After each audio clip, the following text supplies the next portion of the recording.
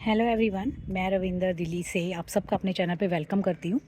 और आज जो है मैं अपने प्लांट्स के लिए खाद रेडी करने वाली हूँ, वही शेयर करूँगी आप लोगों के साथ। क्योंकि देखिए मेरे सारे प्लांट्स जो है ना वो अच्छी फ्रूटिंग कर रहे हैं अब, तो उनको जो है वो इस टाइम अच्छी खाद भी देना ज़रूरी है। तो फर्स्ट को मैं ये काम करूँगी, पर उससे पहले ही बना के रखूँगी ताकि मैं सारे पौधों में एक साथ दे पाऊँ।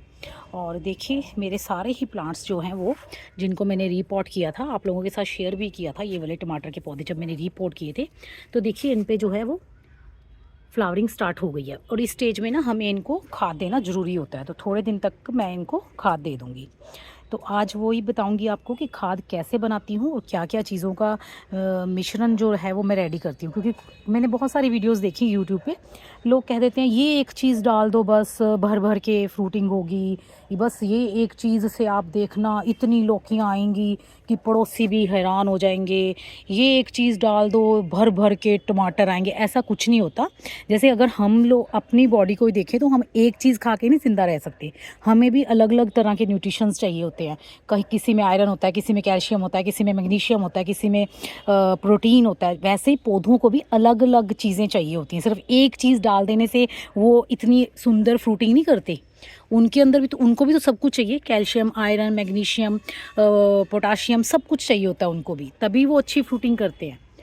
तो मैं अपने पौधों को किस तरह का जो है मल्टी विटामिन एक तरह से रेडी करके देती हूँ, वही आज की वीडियो में शेयर करूँगी। वैसे तो चलिए फिर वीडियो शुरू करती हूँ। और अगर वीडियो आपको अच्छी लगे, ज़रा सी भी इंफॉर्मेटिव लगे, तो इसे लाइक कीजिएगा, अपनी फैमिली एंड फ्रेंड्स के साथ शेयर कीजिएगा।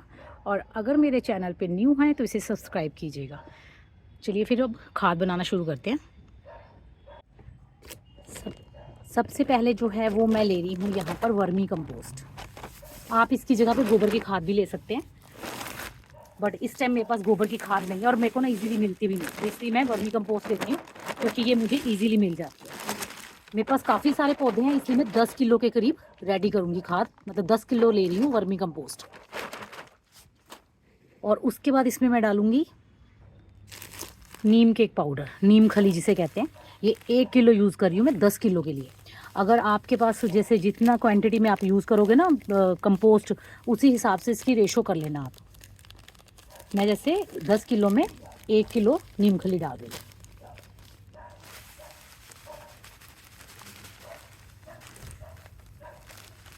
नीम खली जो है ना वो हमारे पौधों को, एक तो इसमें और भी न्यूट्रिएंट्स होते हैं, और जो मेन जो है ना ये बचाती है फंगस से, कीड़े मकोड़ों से जो मिट्टी में लग जाते हैं, चींटियाँ लगती हैं उनसे, और नीमाटोड वगैरह की जो प्रॉब्लम आती है उन चीज़ों से बचाती है नीम खली। और काफ़ी हेल्पफुल होती है, जैसे समझ लो बीमारियों से बचाती है, मोटा मोटा ये समझ लो कि बीमारियों से बचाती है हमारे पौधे को नीम खली। एक तरह से दवाई है ये पौधों की, ये पौधों का खाना है खाद। और जो ये नीम खली है ये पौधों की दवाई है। उसके बाद मैं इसमें डालूंगी बोन मील। बोन मील होती है हड्डियों का चूरा, जो कि मिट्टी में फास्फोरस और कैल्शियम की कमी को पूरा करती है।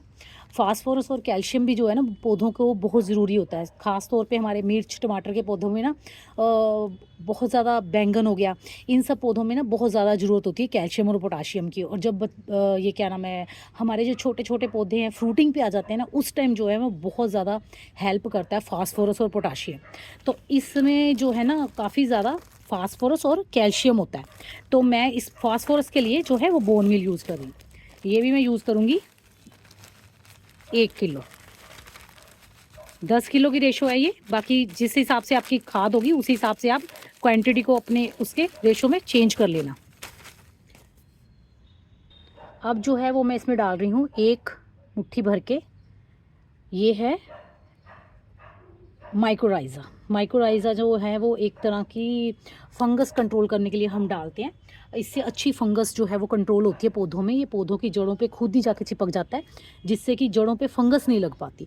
तो हमारे जो पौधे हैं वो अच्छे से ग्रो करते हैं, अच्छे से उनकी रूट सिस्टम डेवलप होता है, और हमें अच्छी फ्रूटिंग देखने को मिलती है। माइक्रोराइज़ा देखिए मैंने इस कंपनी का यूज़ किया है। और अब मैं डाल रही हूँ सीवीड। ये जो हैं वो माइक्रो न्यूट्रिएंट्स होते हैं, इसी में इसमें सभी तरह के, एक तो देखिए न्यूट्रिएंट्स होते हैं, एक माइक्रो न्यूट्रिएंट्स होते हैं। न्यूट्रिएंट्स तो हमें इजीली मिल जाते हैं, बट जो माइक्रो न्यूट्रिएंट्स होते हैं ना वो हर चीज़ में नहीं होते हैं। जैसे NPK इनमें होता है, जो बेसिक पौधों का भोजन होता है ना, वो खाद में होता है, और बाकी चीज़ें थोड़ी थोड़ी मात्रा में होती हैं। बट जो माइक्रो न्यूट्रिएंट्स होते हैं जैसे कैल्शियम, मैग्नीशियम, ये सब चीज़ें हमें सीवीड से मिलती हैं। तो यहाँ मैं 2 मुट्ठी के भर करीब ना, भर के 2 मुट्ठी के मेरे को आधा किलो के करीब डालनी पड़ेंगी, तो 3-4 मुट्ठी बन जाएगी। आइडिया से डाल रही हूँ मैं, कोई मतलब तोल नहीं रही हूँ मैं। 4 मुट्ठी भर के मैंने डाल दी हैं सीवीड ग्रैनुअल्स। इसकी जगह पे आप कोई भी यूज़ कर सकते हो। मैं यहाँ पे सागरिका का यूज़ करती हूँ, तो मैंने वो दिखाया है। और बाकी आप कोई भी किसी भी कंपनी का सीवीड यूज़ कर सकते हो। ये जैसे मेरे इसमें मोटे ग्रैनुअल्स हैं ना, किसी किसी में बिल्कुल छोटे छोटे ग्रैनुअल्स भी आते हैं, काले काले रंग के छोटे छोटे, तो इससे कंफ्यूज नहीं होता, सीवीड सीवीड ही होता है, उससे कोई भी आप यूज़ कर सकते हो। उसके बाद मैं यूज़ करूँगी सूखी हुई चाय पत्ती। सूखी चाय पत्ती, जैसे हम चाय बनाते हैं तो चाय पत्ती बच जाती है ना, जो उसको फेंकना नहीं है, उसको ऐसे धो के सुखा लेना है।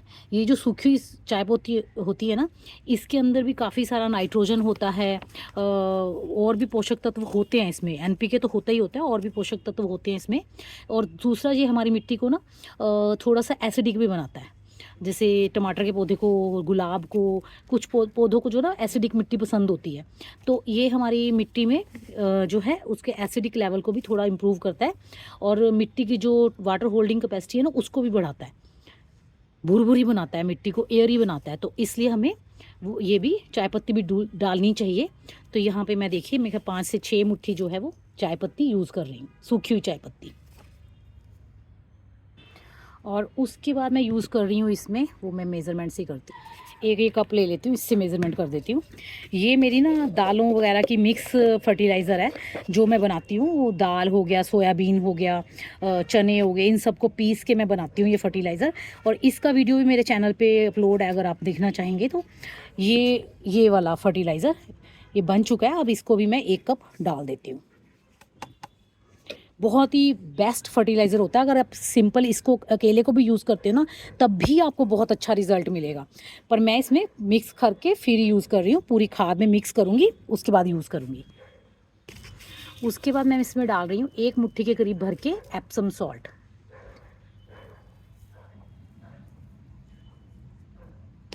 इसे मैग्नीशियम सल्फेट भी कहते हैं, मतलब मैग्नीशियम की जो कमी होती है ना, उसमें हेल्प करता है। जैसे पौधे को कई बार आपने देखा होगा, पत्ते पीले पड़ने शुरू हो जाते हैं, उनकी वेन्स दिखती हैं पत्तों के बीच में ना, सिर्फ लाइनें आ जाती हैं।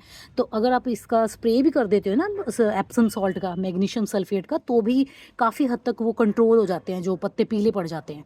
वो जैसे अभी मेरे नींबू के प्लांट के पत्ते पीले पड़ रहे थे, मैंने उसके ऊपर एक बार मैग्नीशियम सल्फेट का स्प्रे किया है, तो अब वो ठीक है। पर अब मुझे उसकी रूट फिलिंग करनी है, मतलब खाद देनी है उसको, तो उसके बाद तो बहुत ही अच्छे मेरे जो है वो फ्रूट्स बनेंगे। अब थोड़ा सा मैं डाल रही हूँ ट्राइकोडर्मा पाउडर। ट्राइकोडर्मा पाउडर इसमें डाल दूंगी, और ये इसमें मिक्स होके अपने आप जो है वो मल्टीप्लाई होता जाएगा, जब तक मुझे देना है पूरी खाद में जो है वो जो फंगीसाइड मिल चुका होगा। ये एक तरह की अच्छी फंगस होती है, जो पानी के कांटेक्ट में आते हैं, जैसे मिट्टी के कांटेक्ट में आते ही ना मल्टीप्लाई हो जाती है, ज़्यादा बन जाती है मतलब।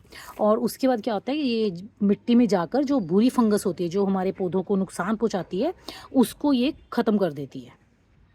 और अगर आपके पास ये ऐसे नहीं है ट्राइकोडर्मा पाउडर, पर मैं आपको बिल्कुल सलाह नहीं दूंगी कि आप केमिकल में कोई भी जो है एंटी फंगल पाउडर डालें। जैसे साफ भी है, बेविस्टीन है, काफ़ी सारे हैं केमिकल में, वो मत डालिए। मतलब जो भी हमें डालना है ना, वो नेचुरली डालना चाहिए और ऑर्गेनिक डालना चाहिए, क्योंकि ये सब्जियों और फलों में जाने हैं खाद ना, और उनको हमने खाना है।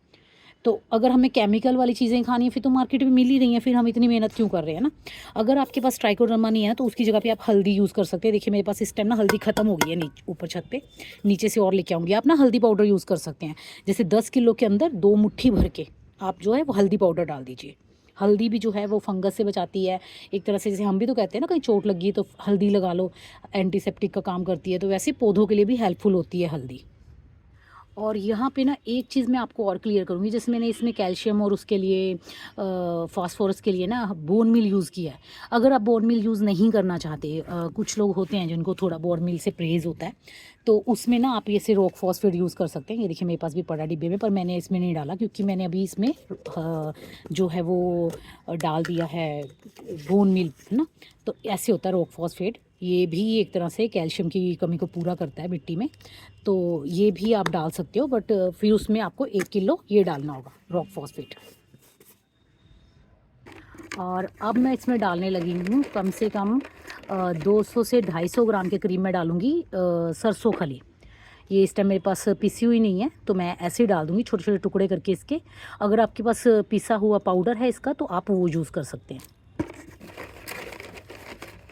मैं इसको पहले मिक्स कर लूँगी, फिर छोटे छोटे टुकड़े कर दूँगी, तो ये अपने आप मिट्टी में मिक्स हो जाएगी। सरसों खली भी हमारे जो पौधे हैं ना उनको बहुत ही अच्छा न्यूट्रिशन देती है और बहुत ही अच्छी होती है हमारे पौधों के लिए। सभी तरह के पोषक तत्व इससे मिलते हैं। नाइट्रोजन सबसे ज़्यादा होता है जो पौधों को एकदम से ग्रोथ लेने के लिए ज़रूरी होता है। और सर्दियों में तो एक तरह से ये बेस्ट फर्टिलाइज़र होता है हमारी पौधों के लिए। और अब सबसे एंड में मैं डालने वाली हूँ मेन चीज़, वो है ह्यूमिक एसिड। ह्यूमिक एसिड क्या करेगा, जो हम पोषक तत्व डालेंगे ना, ये मिट्टी को एक तरह से एयरी बनाता है, मिट्टी को सॉफ्ट बनाता है, कंडीशनिंग करता है, मिट्टी की रूट्स को डेवलप में हेल्प करता है। जो भी हमने पोषक तत्व डाले हैं पौधे उसको अपने अंदर ले सकें, उनको ग्रहण कर सकें, ये उसका काम करता है। तो ये भी बहुत ही अच्छा होता है, पौधों को किसी भी तरह के शॉक से बचाता है। जैसे अब कई बार तो टेम्परेचर बहुत गर्म होता है, मतलब नॉर्मल होता है, कई बार इतना ज़्यादा ठंडा हो जाता है।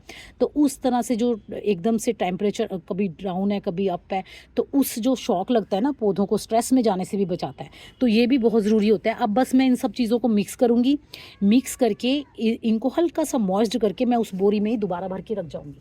ये जो बोरी है इसी में भर के दोबारा रख जाऊंगी और 3 से 4 दिन बाद जो है वो मैं यूज़ करूंगी। आप चाहो तो जो है वो अपनी सारी खाद मिक्स कर ली अच्छी तरह से। और ये देखिए इस तरह का टेक्सचर इसका बन के रेडी हुआ है।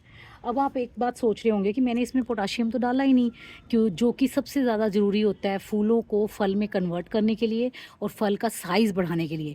जो हमें फल ड्रॉपिंग की समस्या आती है ना, वो पोटाशियम की कमी से ही आती है। पोटाशियम से ही हमारे जो हैं वो फूल ज़्यादा बनते हैं, फल बनते हैं और फल का साइज़ जो है वो इम्प्रूव होता है। पोटाशियम के लिए देखिए मैं ना उसका इफ़को का ऑर्गेनिक पोटाश यूज़ करती हूँ। ऑर्गेनिक पोटाश ग्रैनुअल्स होते हैं छोटे छोटे काले, पर इस टाइम मेरे पास वो नहीं है। मैं गई थी नर्सरी में लेने, तब भी मुझे नहीं मिला। तो उसके लिए इस बार मैं जो बिल्कुल ऑर्गेनिक में यूज़ कर रही हूँ, और वो मैं यूज़ कर रही हूँ केले के छिलके और प्याज के छिलकों का पाउडर मैंने मिक्स करके बना के रखा हुआ है। केले और आलू और प्याज, ये इनका ना मैंने एक मिक्स बना के पीसा हुआ है। तो इसको मैं 4 मुट्ठी के करीब मिला दूंगी। 1 मुट्ठी मैंने पहले डाला है और 3 मुट्ठी मैंने अब डाल दिया, ठीक है। और इनको मिक्स कर दूंगी मैं पोटाशियम के लिए। अगर आप चाहें तो ऑर्गेनिक पोटाश मिलता है इफ़को का, काफ़ी अच्छा है, मुझे उसके बड़े अच्छे रिजल्ट मिलते हैं, आप वो यूज़ कर सकते हैं।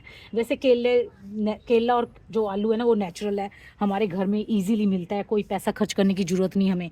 और सुखा लो केलों को और उनको पीस लो, नहीं पीस सकते ना छोटे छोटे टुकड़े कर लो, क्योंकि मुझे भी ना पीसना थोड़ा, सच्ची बताऊँ तो थोड़ा झंझट लगा, मैंने फ़र्स्ट टाइम ही पीसे हैं। वैसे मैं केले सुखा के छोटे छोटे ऐसे टुकड़े कर लेती हूँ, आधे आधे इंच के, 1 इंच के, वही यूज़ करती हूँ। इस बार मैंने फ़र्स्ट टाइम पीसे हैं और बहुत झंझट लगा मुझे, क्योंकि उड़ते बहुत हैं जब हम पीसते हैं ना।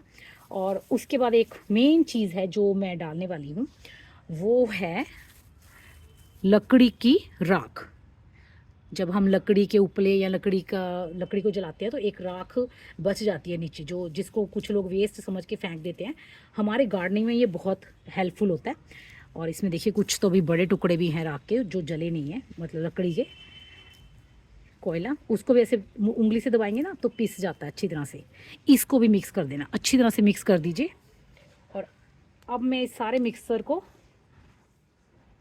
जो भी हमारा मिक्सचर बन के रेडी हुआ है, इस सारे मिक्सचर को अच्छी तरह से मिक्स करूँगी और फिर इसको भर के रख दूँगी बोरी में।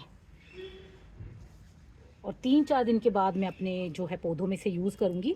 और यूज़ कैसे करना है, कितना करना है, ये सब मैं जो है वो उस वीडियो में डिस्कस करूँगी आपके साथ, कि कौन से प्लांट के लिए कितना हमें यूज़ करना है, इस पोर्ट साइज़ के लिए हमें कितना यूज़ करना है। अभी फ़िलहाल तो बस मैं इसे बनाकर रख दूँगी।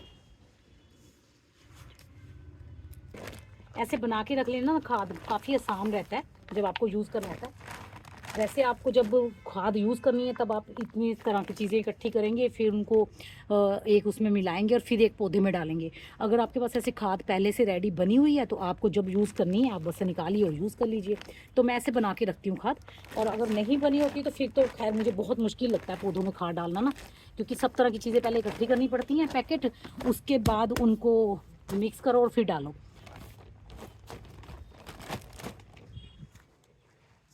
लकड़ी की राख जो हमने डाली है इसमें, उसको तो आप एज ए पेस्टिसाइड और फंगीसाइड भी यूज़ कर सकते हो। अपने पौधों के ऊपर उसको छिड़किए, और पौधों के ऊपर कीड़े मकोड़े नहीं लगते। इन दिनों में जो कीड़े मकोड़े लग जाते हैं ना पौधों में, वो नहीं लगते। काफ़ी अच्छी होती है और वो हमारे पौधों में कैल्शियम और फास्फोरस की कमी को भी पूरा करती है।